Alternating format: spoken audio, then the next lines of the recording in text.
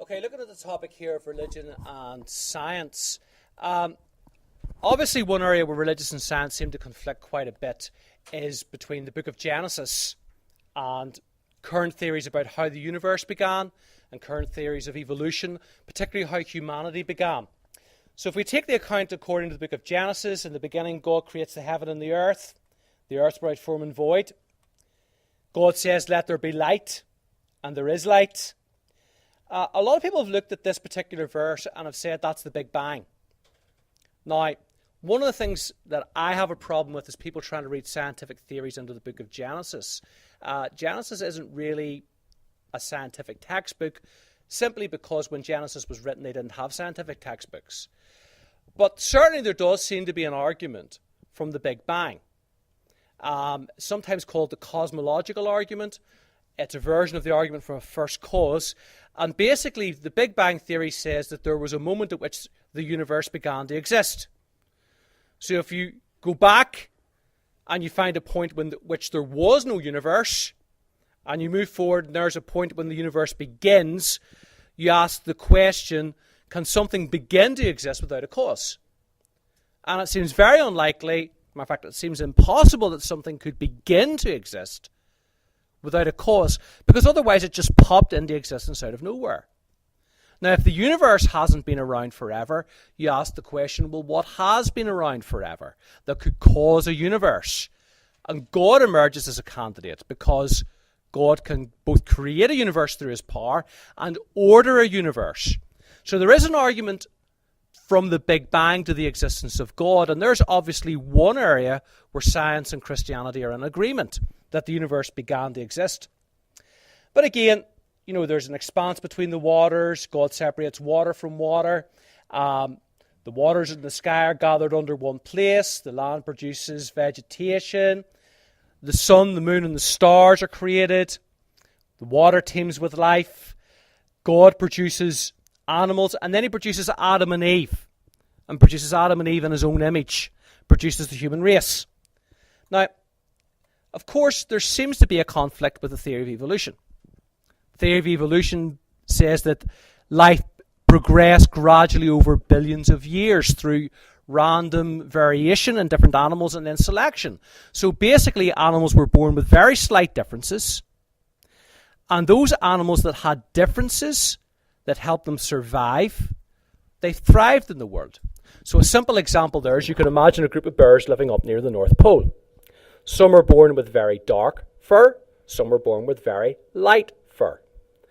The bears with the light fur will do better because it acts as camouflage. Now, the change was at random, but the bears that did better were the bears that could survive, and they then passed that advantage on to their children. And through very gradual changes like this, you begin to get the entire living world. Now, this was Charles Darwin who came up with this theory in the 19th century. And a lot of people have argued that there's some sort of conflict between evolution and belief in God. Generally, people think that before Charles Darwin, people believed that there had to be a God to design the living world. But after Charles Darwin, people thought you didn't need a God to design the living world. Charles Darwin actually didn't lose his faith for that reason. Charles Darwin lost his faith because his daughter died. And he also seen a lot of suffering in the world, in the natural world and in disease, and he began to question, how could a good God allow this? But that's got nothing to do with the theory of evolution. That's got nothing to do with science at all. And a lot of scientists in Darwin's day felt that evolution actually pointed to a designer, because for evolution to work, you have to have animals that have children with slight differences. So if we go back to our polar bear, the polar bear's parents, had to have children that were slightly different, one with darker fur, one with lighter fur. And then the bears with the lighter fur did better, and their children were born with light fur too. And for that to work, what you have to get is animals born with slight differences and who are able to pass their advantages along to their children. And that actually requires very, very specific biochemistry. That requires very specific type of life. And so a lot of people looked at the theory of evolution and said, well, look, there's an argument for a designer. So there's no real conflict between evolution and belief in God. There might be conflict between evolution and the theory or the teaching of Genesis chapter 1. A lot of Christians look at Genesis chapter 1 and say, well, look, there you've got a clear case of God creating the world in 7 24-hour days. Or to be more accurate, 6 24-hour days. Day 7 he rests. Evolution requires millions of years. Therefore, there's a conflict between Genesis chapter 1 and the theory of evolution. A lot of other Christians, though, have looked at the book of Genesis and have pointed out that it's not that simple. It's not clear that Genesis chapter 1 is teaching a clear history of the world. For a very simple reason. There's day 1, there's day 2, and there's day 3. And then on the 4th day, God creates the sun, the moon, and the stars. Now, a day in the ancient world was measured from sunset to sunset. They didn't have watches. They couldn't go on to Google clocks. They didn't have anything to measure time except the sun. And that's what a day was. Sunset to sunset. You could measure months by the moon. You could measure the year by the stars. And God actually says that in Genesis chapter 1 that the stars are given so that you would know when to have your religious festivals. Israel had feasts like Passover. And you would know when to begin that by looking at the moon and the stars, because that told you the time of year. So these are there for timekeeping, yet they're not made the day 4. So how can you have 3 days without a sun or a moon or the stars? It doesn't seem to make an awful lot of sense. Certainly, you have light on day 1 before you have the sun, the moon, and the stars on day 4. That's not a problem, because in the ancient world they did think of light and the sun as 2 separate things. But when it comes to the days, it's very difficult to see how anybody could have thought of Genesis chapter 1 teaching that days 1, 2, and 3 were ordinary days when the sun doesn't come to day 4. And the point of Genesis chapter 1 seems to be more along these lines. In the ancient world, a temple was dedicated over 7 days. The world's made in 7 days, and therefore the world's God's temple. But the main point in Genesis chapter 1 is that if you look at the world in which the Israelites lived, and in which Genesis chapter 1 was written, people worship many different gods. They worship the sun, they worship the moon. They worship gods that look like animals. They worshipped the sea. They worshipped rivers. They believed there were personal beings that controlled them. Genesis chapter 1 seems to be saying, no, God's not like that. You imagine it. God's not like that because God made it. God made everything.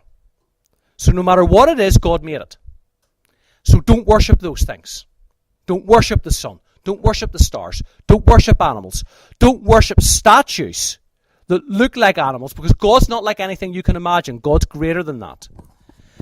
So there doesn't seem to be a clear competition between evolution and it doesn't seem to be a clear conflict between evolution and Genesis chapter 1.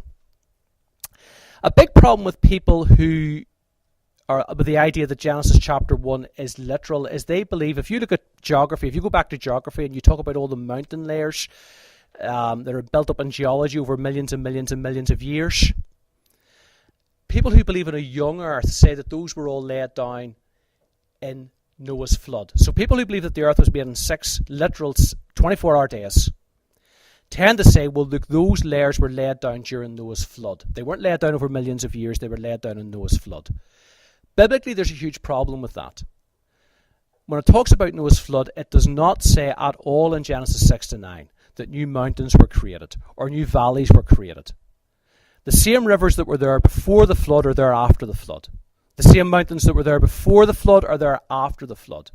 So the idea that all the evidence that we have from geology, that there are layers and layers and layers of rock that have been laid down over millions of years in mountains and in hills, the idea that all those could have been laid down in the flood seems to be contradicted by Genesis.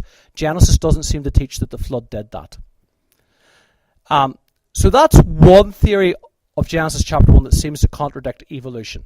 It's called young earth creationism, or literal 7-day creationism. There seems to be a conflict there, but it's not obvious. You have to interpret Genesis chapter 1 that way.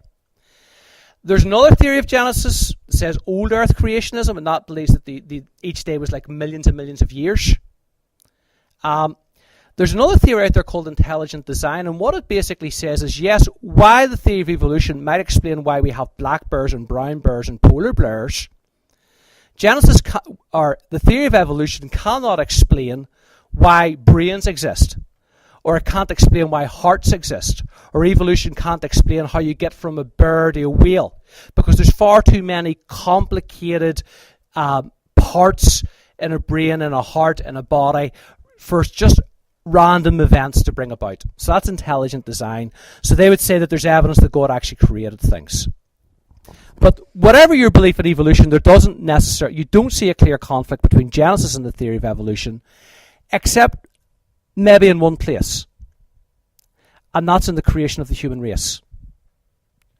The Bible teaches that one man and one woman fell away from God. That Adam and Eve fell away from God. That they were made in God's image, but that they fell away from God. Now, again, there's no huge problem here with the theory of evolution. You could say that God made human beings through evolution. You could say that God made 2 human beings through evolution. But the current scientific consensus is that there were about 50,000 first human beings at one time, not 2. That we can't trace modern Homo sapiens back to 2 individuals. And there seems to be a case where science and Christianity come into conflict. So you can never say that there's never any conflicts. Now, there are different ways around that problem. Some people say the scientists have made mistakes. Some people say you have to reject belief in the Bible. Other people say, look, it's not that obvious. There's lots of fossil evidence of creatures like humans, so who are you to say that modern Homo sapiens are the humans that Genesis chapter 1 is talking about? So in other words, Adam and Eve were much older than we thought, and we could go back to 2 ancestors there. There are lots of ways of reconciling the two, but sometimes science and Christianity do bump up against each other. But Darwin and evolution and the Bible, there's no necessary conflict at all between the two.